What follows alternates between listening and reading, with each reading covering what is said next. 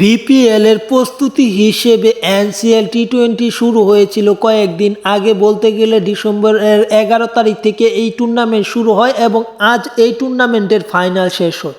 এই টুর্নামেন্টের ফাইনালে মুখোমুখি হয় ঢাকা মেট্রো এবং রংপুর। ঢাকা মেট্রো এবং রংপুরের মধ্যকার এই ফাইনালে ঢাকা মেট্রো অপরাজিতভাবে ফাইনালে ওঠে, কিন্তু ঢাকা মেট্রোকে 62 রানে অল আউট করে ফাইনালে জিতে যায় আকবর আলী রংপুর। এবং জিতে যাওয়ার মাধ্যমে এই টুর্নামেন্ট জিতে কত টাকা পেয়েছে প্রাইজ মানি চ্যাম্পিয়ন দল বা রানার আপ দল, তা হয়তো অনেকেই জানেন না। তাই এই ভিডিওর মাধ্যমে জানাবো এই এনসিএল টি-20 শেষ করে কত টাকা পেয়েছে প্রাইজ মানি চ্যাম্পিয়ন দল।